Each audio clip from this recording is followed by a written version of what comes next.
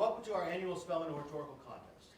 The Oratorical was created in honor of Ellen Conway Spellman of Whitman, the mother of Francis Cardinal Spellman. This year, at least $4,000 in scholarship money will be awarded to participants. The following is the topic. The art of darkness, evil, pain, and enlightenment. Encounters with evil and pain are inescapable aspects of the human condition. Artists throughout human history have portrayed these experiences in an effort to reflect upon and understand what it means to be a conscious being. Explore how evil and or pain are portrayed in various works of art and how these portrayals work to enlighten audiences about essential aspects of humanity. The rules of the contest are as follows. The title of the original essay will be given to senior students and the subject matter will be changed yearly. Names of the contestants will be unknown to the judges. Essays must be between 500 and 1,000 words. Sources of all quoted materials must be stated. And the following qualities are used as a basis for judging: delivery, content, diction, and poise. Prize money is awarded at the discretion of the judges. However, the suggested awards are first place $1,200, second place $1,000, third $700, fourth $500, and fifth $300, and sixth, seventh, and eighth, which we actually don't rank. Everyone makes sixth. $100 each. Okay? So at this time, I would like to introduce our distinguished panel of judges. Miss Nicole Moscone graduated from Bridgewater State University in 2018 with a bachelor's degree in English and secondary education. She went back to Bridgewater State University and received her master's in 2021. She briefly taught high school English after graduating. She currently works as a 6th grade English teacher at Rogers Middle School, where she is a co-advisor for the RMS Book Club.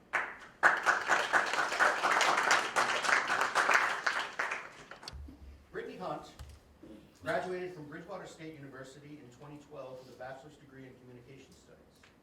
Since then, she has spent her career as a marketing program manager in the technology space. And last and certainly least, Ryan Austin has taught English at the Rogers Middle School for 14 years. Ryan is also a poet whose work has appeared in the Body Electric Anthology, an homage to Walt Whitman, and the Bridge Journal, BSU, and Ones and Twos, the history of the first and second NFL draft picks by Rich Little. He is also the co-founder of Salient Toothpress and Print Shop.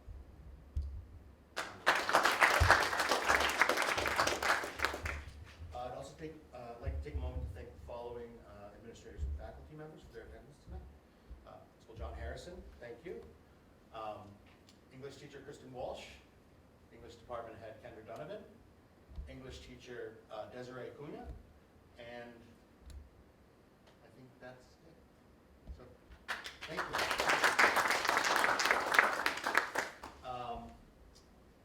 I'd also like to thank Seth Brzezowski in the back there, and Chris Bernica, Lisa Breeden, and the staff of WRPS for recording tonight's performance. So thanks so much. Just a reminder, turn off your phones so we don't interrupt the speeches if you haven't done that already. And finally, before we get to the contestants, I just want to say all of the seniors who put themselves out there deserve a round of applause, which we will give them in a moment. But also especially Kaylee, who was a close runner-up. She's not here right now, but she was our alternate. Okay, these students put a lot of effort into their speeches, and they really put themselves out there. Leah is one as well. Put themselves out there in front of their peers to speak, which is not an easy thing to do. So round of applause. And finally, it is my privilege to introduce the 8 contestants. They will be competing in the order that I call their names. Celia Jones, Matthew Medford, Issa DeFilippo, Peter Quinn, Keith Mantell, Lena Nassif, Sydney Blaney, and Shelby Bowman. And now, without further ado, Miss Celia Jones.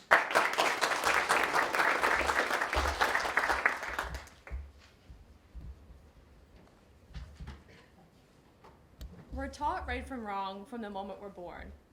Good versus evil. We learn that we must have compassion for those we're unfamiliar with and only judge those that we truly know. Say it's the yin and yang of humanity. It's crucial that we strive to understand others' motivation so that we can truly appreciate the complexity of our shared experience and maintain a delicate balance shared between these two forces. Typically, these concepts are taught in school. Evil is a major part of educational curricula, partially in history and philosophy, but most importantly, our literature. Our textbooks correct our mistakes, and storybooks teach us about the life around us. Some learn about evil in a different kind of book, a book that some of us may never pick up. However, some things remain the same, whether written 3,400 years ago or today. Regardless of the source, these messages of morality, good and evil, remain timeless and resound clearly in our lives. There can be no left without right, no up without down. We can't have yes without no. Therefore, good cannot exist without evil. Evil and pain are themes explored extensively in classic literature.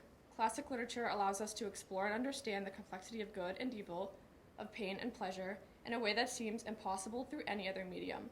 It helps us recognize that these concepts are inextricably linked and that one cannot exist without the other. Classic literature encompasses works that have withstood the test of time. Authors have grappled with human nature's complexities and the consequences of actions motivated by destructive forces. One of the most common ways evil is portrayed in literature is through characters who embody evil or act as antagonists. Through these characters, authors explore the psychological and emotional motivations that drive people to commit evil acts, as well as the impact that these actions have on both individuals and society as a whole. By studying such literature, we're able to consider the moral and ethical questions that arise in the midst of these struggles and make sense of the varying perspectives and motivations of these characters. Through careful examination, we can gain insights into the complexities of the human condition and gain a richer understanding of the consequences of our choices. Many of us want to believe we can be good without even being evil, but it's impossible to agree. This literature shows us that sometimes even the most well-intentioned individuals are capable of doing evil, and that no one is truly exempt from the potential consequences of their choices, as in the end, it's all part of the human experience. But through these lessons, we're still presented with seemingly impossible choices that force us to choose the lesser of two evils. That is a universal challenge that we all face. Despite our desire to be good and never evil, we still must confront difficult decisions that challenge our moral values.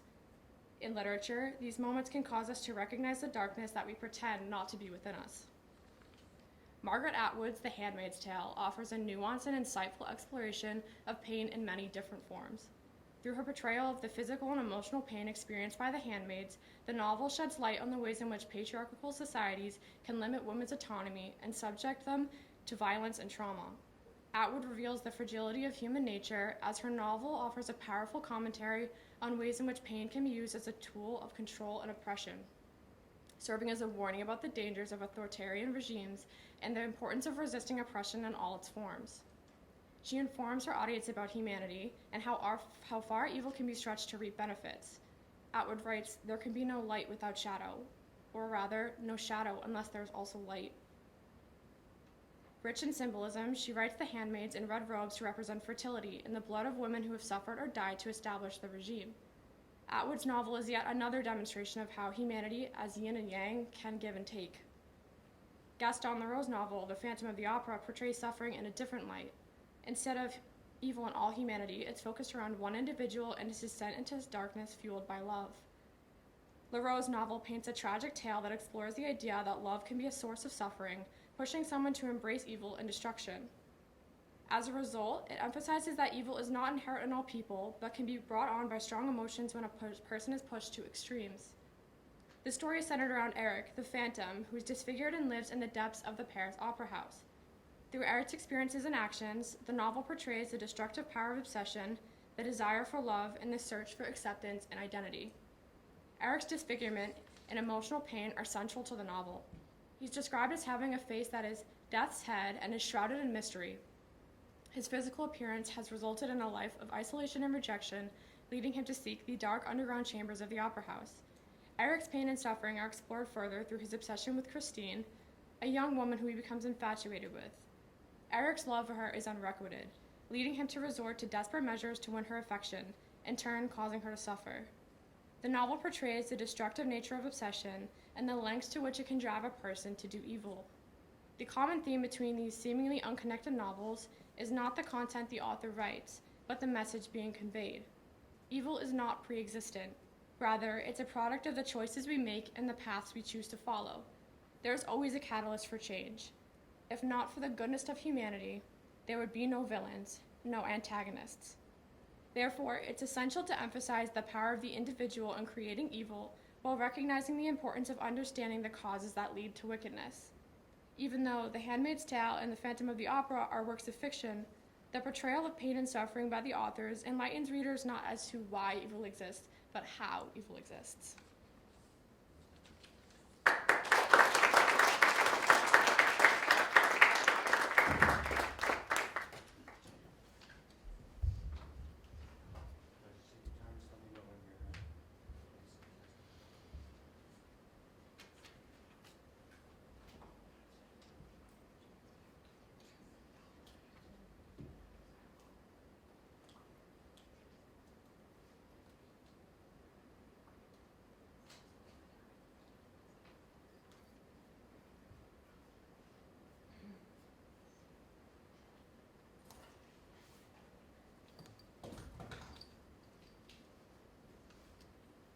Mr. Matthew Medford.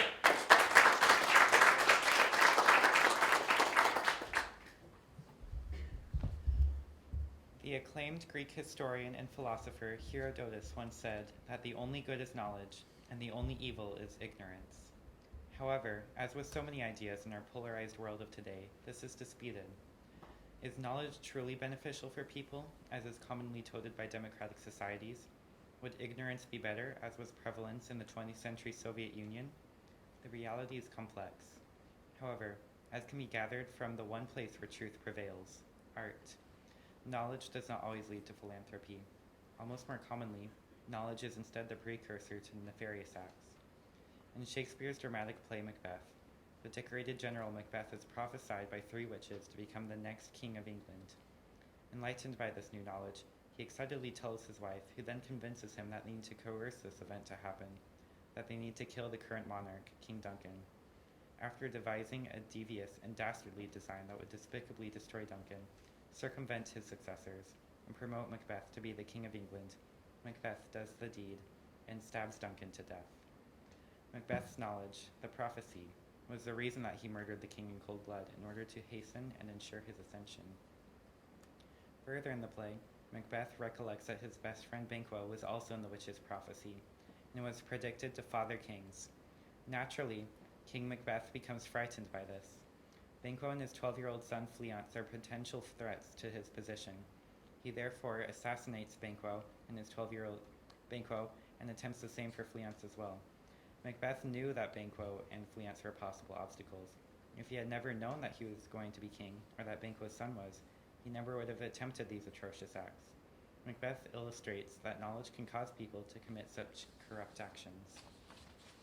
In We Were Liars by E. Lockhart, Cadence and 3 of her cousins become aware of the tense arguments between their parents over their granddad's will and their inheritances. They realize that their family will eventually fall apart over these arguments unless they do something.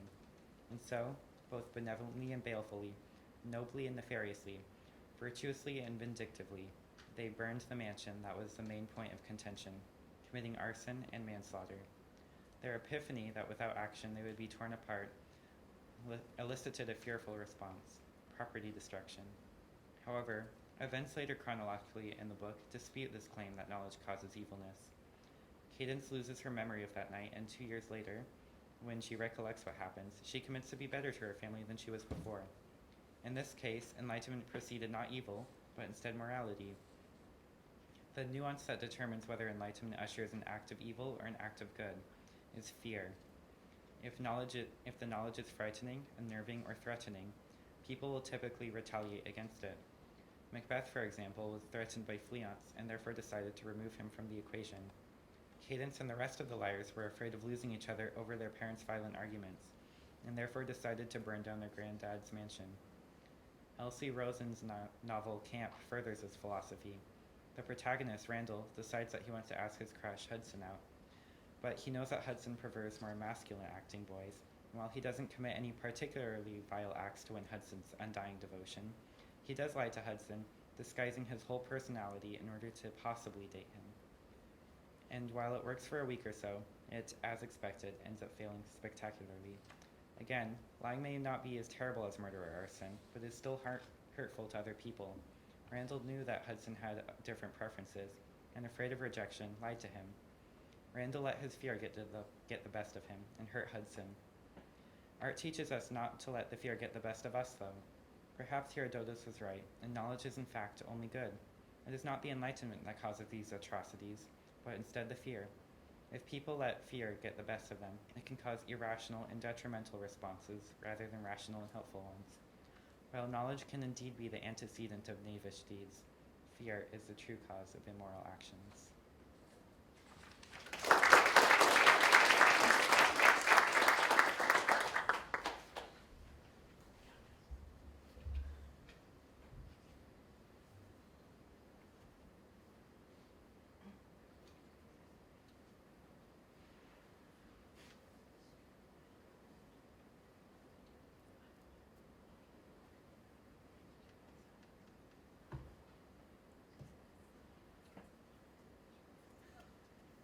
Isa.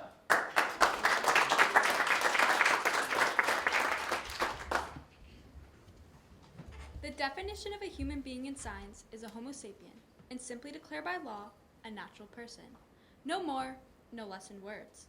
Humans are complicated animals. We come in different physical appearances, therefore it is not surprising that people's internal pain and suffering vary. Today, we characterize this as evil. Oftentimes, society decides if a person commits unlawful acts, they are corrupt. After all, how else would we be able to know that they are malicious? These differences are overlooked more times than not. Through the scribbled words and imaginative stories, art is more than just letters on a page. It is a place for people to convey suffering through the eyes of antagonists. Daniel Handler wrote a series of unfortunate events where he created the ultimate villain, Count Olaf. A resentful man, always a step behind the 3 Baudelaire orphans for their fortune. He committed arson, kidnapping, and the murder of many caregivers, all to obtain his prized possession. Nothing could outcompete what he has inflicted on society. This is what may appear to the eye, but after looking at this piece of art with sympathy, Olaf's motive was revenge. Grasping his hands on the fortune was a crutch in helping him grieve over the death of his parents. He lacked support of his well-being, unlike the closely tied siblings.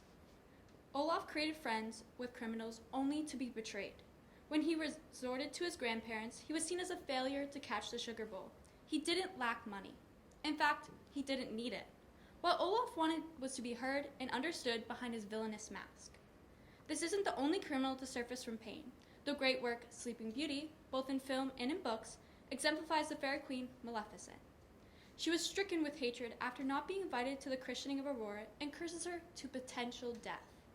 The queen is shunned across the kingdom and banned from society. There is not a single person to sit by her side.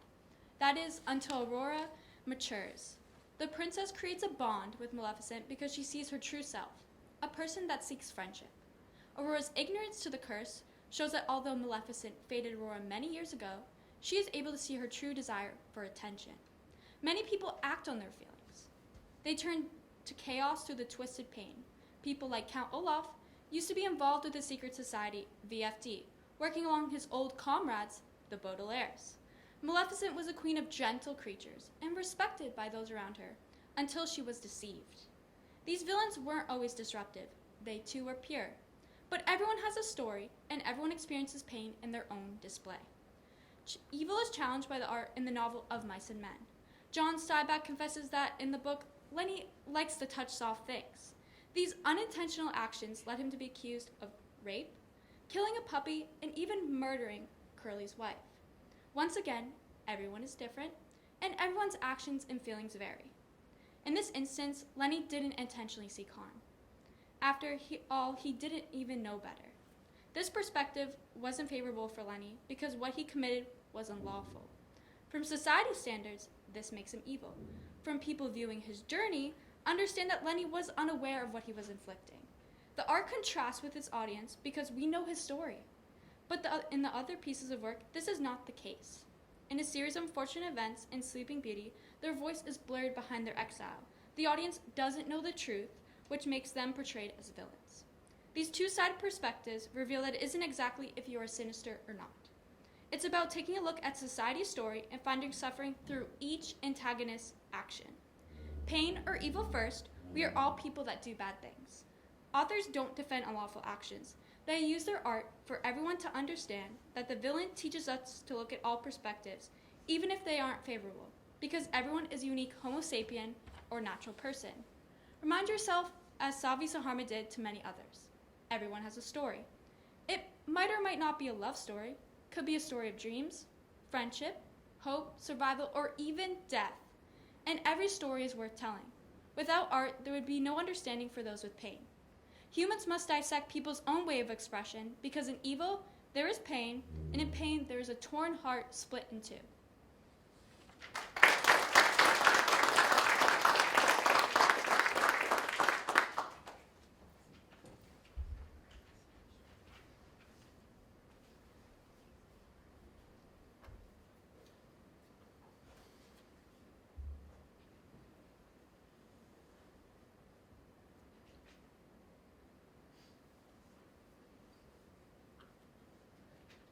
Mr. Peter Quinn.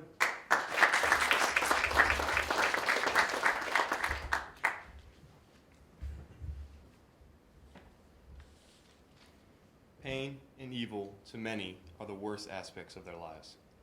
However, they are something everybody has experienced, an unfortunate reality that every person must face during their lives. Pain is considered one of the most fundamental aspects of the human condition. Everybody knows not to touch a hot stove, because at some point, everybody has. However, our encounters with evil, meaning is often less clear. Those who commit evil acts purposely lead others to suffering and misery. It is this suffering at the hands of evil that Cormac McCarthy explores in The Road, a harrowing story about a father and his young son. In McCarthy's dystopian world, humanity has suffered a fate worse than total annihilation. People have resorted to unimaginable acts of cruelty and deprivation to survive. This incredibly harsh world challenges the father and his son at every turn. They battle enemies, they flee from danger, they fight starvation, and they try to keep warm. In the face of inconceivable odds, they wake up and keep moving forward. Despite immense obstacles, they never waver or lose their humanity. Their love proves to be much stronger than the violence they encounter. Their love becomes admirable because of the evil that is all around them and how they refuse to surrender it. Our encounters with evil and pain give meaning to the parts of our lives that we treasure. How can you truly appreciate the warmth of the sun if you have never been cold and wet? Nobody likes to suffer, but the pain you feel is the price you pay for joy. The exploration of pain and evil is not limited to literary acclaimed novels, but rather is found in every artistic medium that exists. In Watchmen by Alan Moore, which is regarded as the greatest comic book ever written. It is exactly encountering pain and evil that leads Dr. Manhattan, a godlike being, into his own existential crisis. He sequestered himself on Mars, claiming that humanity is as unimportant and as insignificant as the Martian dust. Dr. Manhattan claimed not to care about the future of humanity. Better to let humanity die, and the cruelty and the wars and the hunger and the evil. It could all be gone. However, Dr. Manhattan calls upon the last shred of his humanity and changes his mind. He learned to view every human life as an oddity, whose odds for its simple existence are so unlikely, the only explanation is a miracle that gets overlooked because it becomes commonplace on Earth. Dr. Manhattan never would have realized this fundamental aspect of existence if he had never encountered evil. Pain and evil do not just give meaning to our lives, they are also our guide. Our eventual encounters with pain and evil force us to reconsider our views. They make us think in different ways and consider other aspects of our lives. Pain can lead us to truth, to find ourselves. Another work that closely examines what it means to be human is The Good Place, directed and created by Michael Schur. In this comedic television series about the afterlife, humans Eleanor and Chidi are tasked out of necessity to explain the human condition toward a mortal being, a being whose entire existence had been without true pain or suffering. It was futile. It is fundamentally impossible to explain what it is like to be human. Pain and evil are indispensable aspects of human existence whose impact cannot be replicated and cannot be replaced. These three distinctly different works, using three distinct artistic mediums, all explore the same fundamental truths. They prove how pain and evil are ironically the true gift of being human. While humanity has been cursed since its inception to feel pain, in return it has been gifted the ability to feel love. In the face of insurmountable evil, people respond with kindness. In the depths of suffering, we are led to newfound understanding about ourselves. Evil and pain are what make life worth living. Acts of generosity become meaningless without selfishness. Happiness is less important without sadness. Pleasure becomes worthless without pain. The nastiest, the ugliest, and most vile aspects of our lives give way to our happiest, most joy-filled moments. Being in pain and encountering evil in the world, however unpleasant, is your reminder every day that you are human.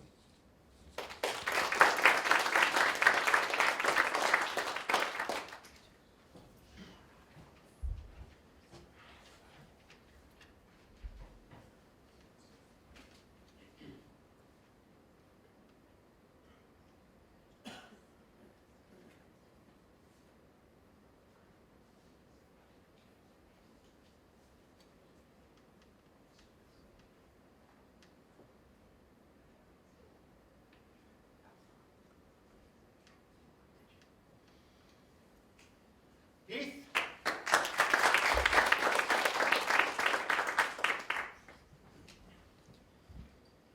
What does it mean to be human?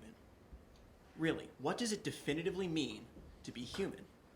How do we, as humans, define or represent what it means to be human? Some may point to physical traits or intellectual ability, but rather the answer lies within our emotions. The discrete, limited capability of emotions is few and far between within the animal kingdom. Yet the idea of interpreting said emotions into coherent thoughts, patterns, and ideologies is unique to us. Furthermore, the uncanny ability to demonstrate and bring to life how we feel to other individuals through mediums such as art, music, and literature allows us as a species to communicate in a nonverbal, deeply understood way. Through art, people have been dissecting and exploring the truth to our minds as falsehoods, the stages of grief and their implications, and the darker side of the human condition as a whole for millennia. Instances of profound emotional work can be found across the ages, though a few notorious pieces can be called to mind. For example, the famous artwork La Mélancolique, circa 1785, by Louis-Jean-François Lagenet, shows a young woman in a soft, flowing dress, staring out into the abyss of nothingness. This question arises as to why this occurs. How can someone remain so free and flowing, yet so trapped in their own mind? A similar effect is given by La Dolière, Sorrow, 1868-69, by Paul Cézanne, a woman, Mary Magdalene from the Bible, sobbing over Jesus Christ's crucifixion. Another prime instance of such an overwhelmingly negative feeling, yet with no explanation as to its meaning. And what might one say on The Old Guitarist, 1903-04, by Pablo Picasso?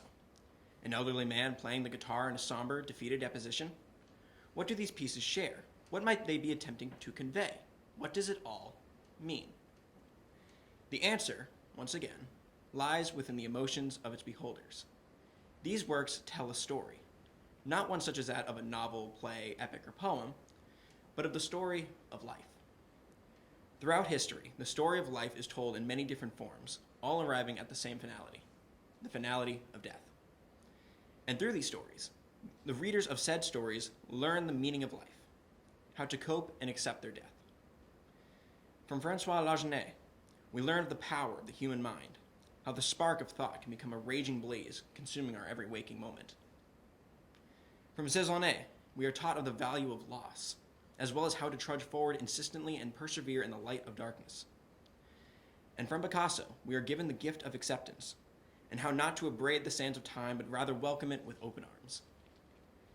It is this very thought of knowing we all eventually will cease to exist that enlightens us to live accordingly. By knowing that through all of life's challenges there will always be reason to continue, this allows art to flourish and prosper in the revelation of mortality. There will likely never be a perfect art piece that describes all of human nature. However, there does not need to be one. After all, we are only human.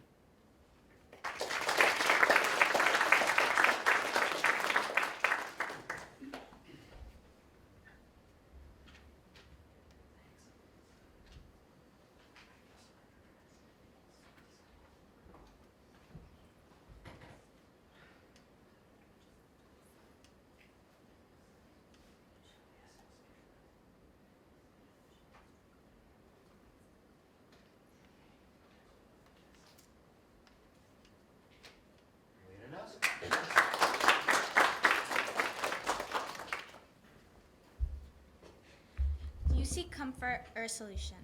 Every day, humans are faced with a choice to either acknowledge a problem or push the unwelcoming feelings aside. One choice allows for comfort, while the other introduces a roller coaster of emotions, ultimately gifting precious life lessons and building one's unique character. As young children, we view evil and pain as the unnecessary villains of life, especially in the stories we read and movies we watched. As we grow up and gain exposure to the world in a variety of works, we begin to realize that evil and pain serve as inevitable existences that allow us to grow as distinct individuals with the ability to contribute to the world around us. Why do bad things happen to good people?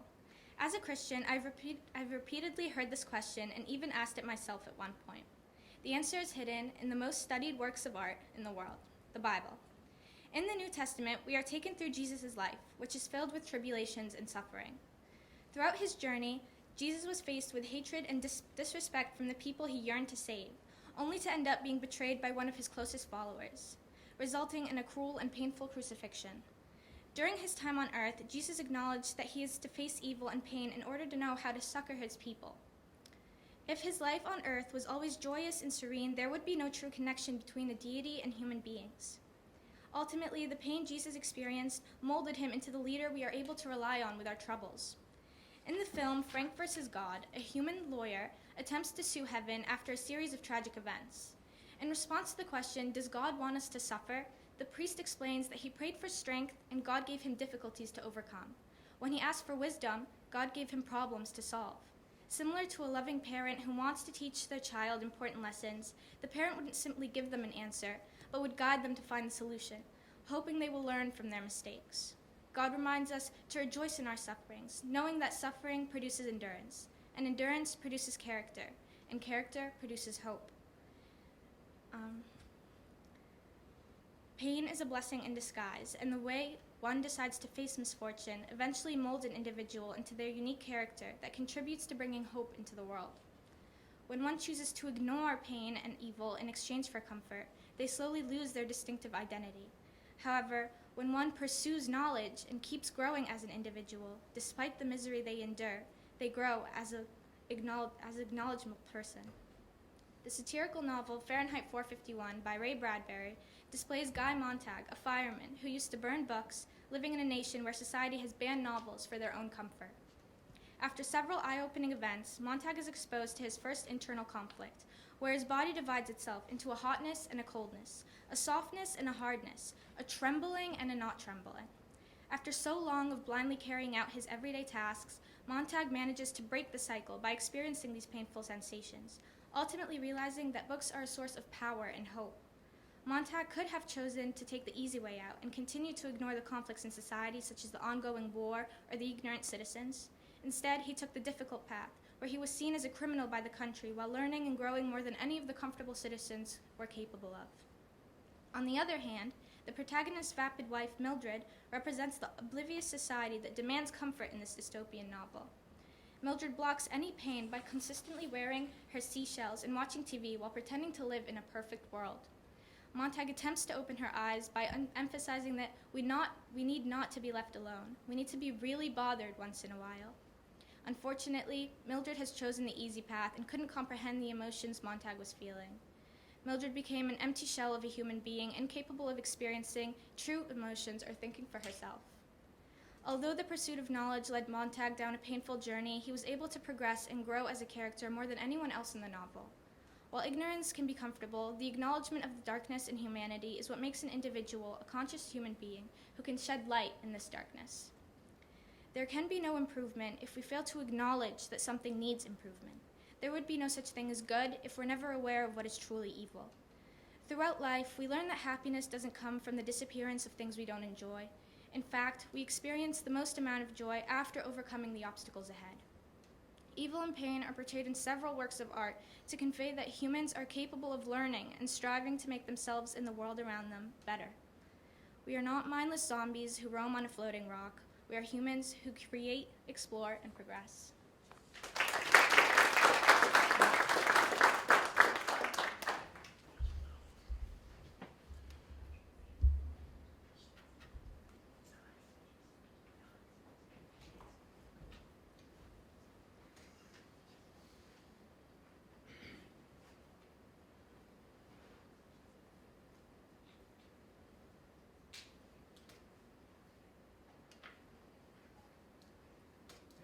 Sydney Lane.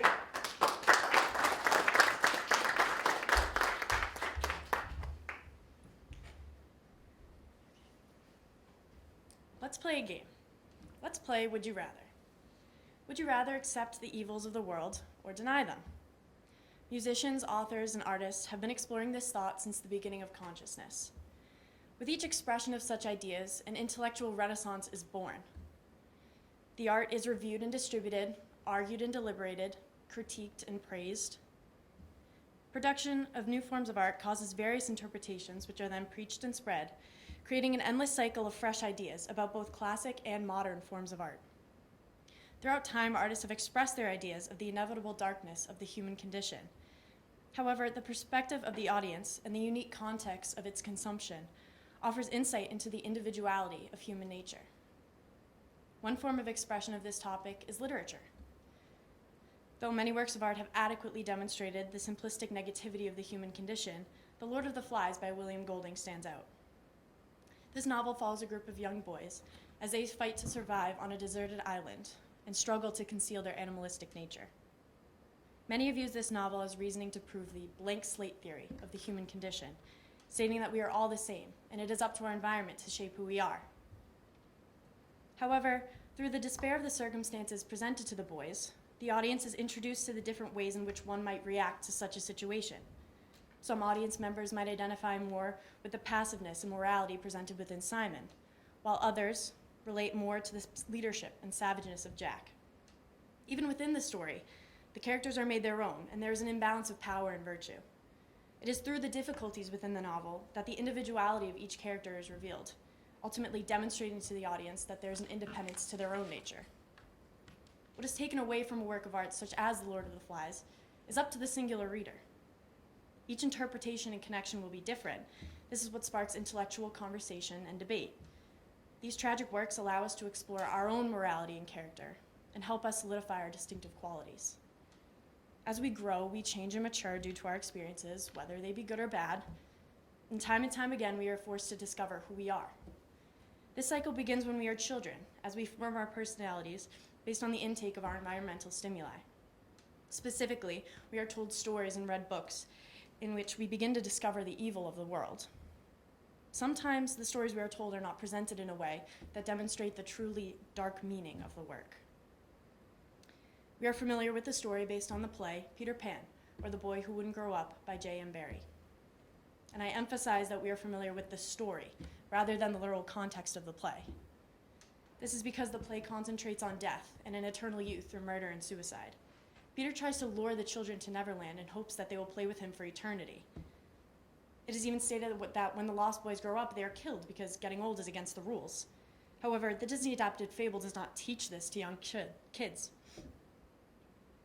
It was alternatively interpreted to conform to the social acceptability of entertainment for children. As demonstrated, no matter how dark and disturbing a work of art may appear, it can always be depicted in a more positive fashion to accommodate individual satisfaction. This being said, there is still an iniquity to the stories that were altered. The audience craves evil in order to provide themselves with entertainment while simultaneously challenging their beliefs and discovering more about themselves. Enlightenment of one's character can only stem from a challenge in which an opportunity for growth is presented. This is the reason that the tone of so many works of art are dark and depressive.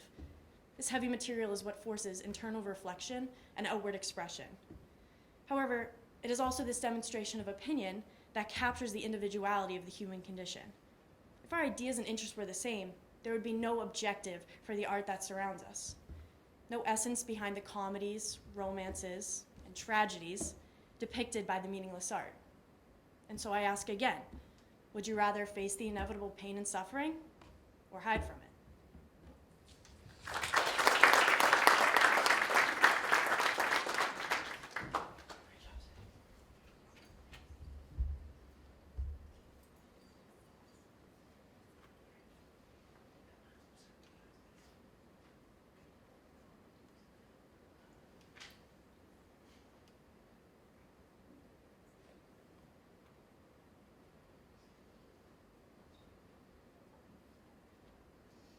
Last but certainly not least, Oratorical.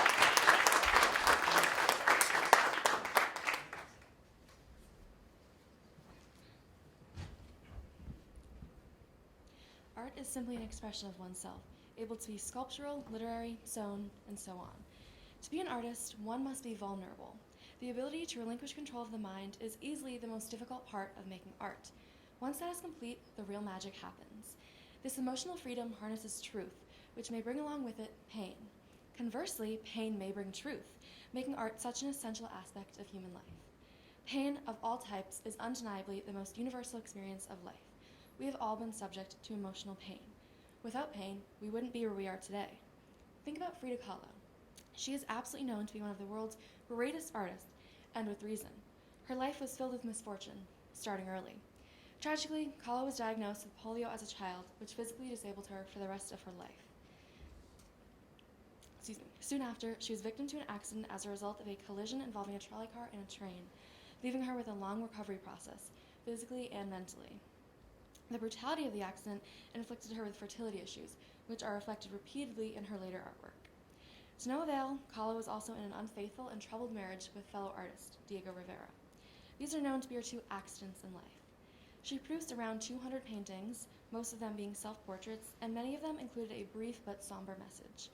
Repeatedly in her works, we see not only major themes of hopelessness, but of helplessness. Audiences viewing her work are very easily able to see this. These heartbreaking and painful topics not only allow her to cope, but directly affect the viewers. By making these key themes accessible through her paintings, she is able to give them a first-view look at the key experiences of life, of them being that lack of hope. Seeing Kahlo's works inflicts us with the same knowledge and life lessons that we would assume had we been through the experience. Many ponder why artwork is important, as its effects are not always obvious right away. This is why we, the audience, learn just as if we were there with its creator. Another prominent artist who suffered misfortunes is Edgar Allan Poe. Bless you. With both his stepmother and stepmother dying and having a distant relationship with his father, he was left to cope by himself. As his medium, we all know he chose poetry. Poe's wife is said to have inspired some of his works, but he died of alcoholism shortly after her death. We see a frequent motif of sinisterness in several of his poems, including but not limited to The Telltale Heart, The Raven, Alone, etc. Through his works, we've seen topics such as guilt, grief, death, anger, and loss. Poe typically uses dark diction and symbolism in his works to hint towards these melancholic themes.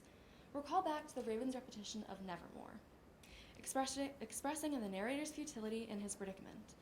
This despair as represented serves as a delineation of Poe's life, and readers around the world have been able to indirectly connect with these emotions.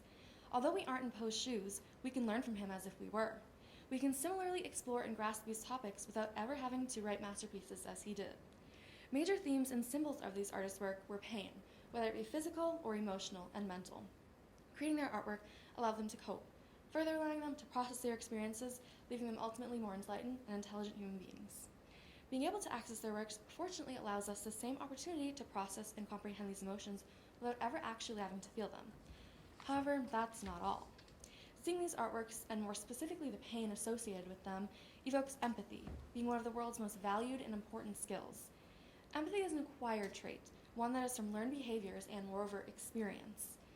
By allowing students all over the world the opportunity to be able to gain these skills, we are making the world a better place. This is what makes artwork of any type so important to be known. Universally, these artists are known to be so intelligent, not because of their actual creative expression, but because of how it affects them and what it means to be able to do so. They're using their creativity, which indirectly amasses emotional knowledge through which they can use to enlighten others. We have the same grace afforded to us. Whether we decide to become creatives ourselves, simply viewing these artworks can be exponentially beneficial. Their lives were filled with pain, and as a result, filled with creativity as their way to cope. Our lives are objectively filled with pain, and happiness too, so we can either choose to enlighten ourselves and others through it, or choose to wallow and settle in the pain. Utilizing these works to our advantage can have more benefits than we know: empathy, wonder, and curiosity. Thank you.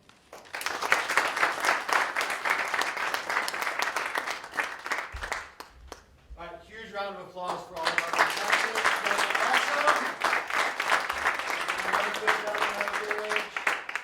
Awesome. So, I'd like to congratulate you on your engaging and articulate orations. The judges will now retire to the computer lab and the media center to deliberate. The rest of you are welcome to partake in the refreshments in the media center out that way. So, follow us. We got cookies, we got coffee, we got water. Right, another round of applause for our contestants.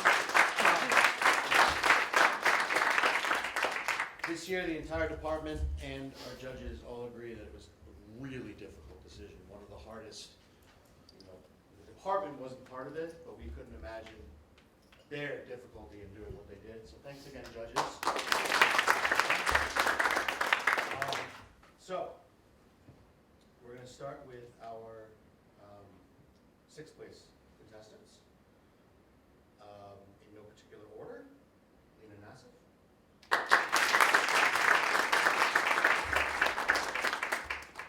Come on, yeah, I'm sorry, come on up here. Yeah, put you on the spot one last time. Shelby Bowen.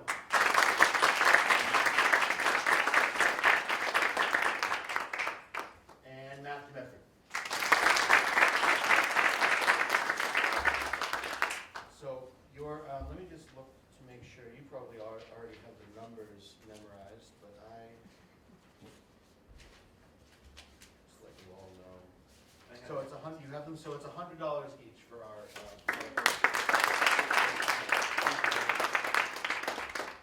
so coming in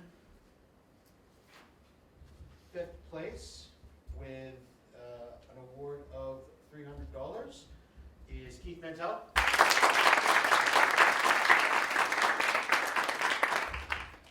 Coming in fourth place with an award of $500 is Celia Jones.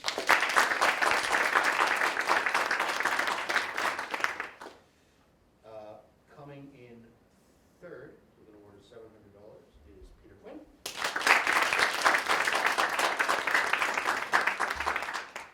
Coming in second with an award of $1,000 is Issa DeFilippo. And coming in first with an award of $1,200 is Sydney Blaine. I wish I was a millionaire and I'd give you all much more money. You deserve it.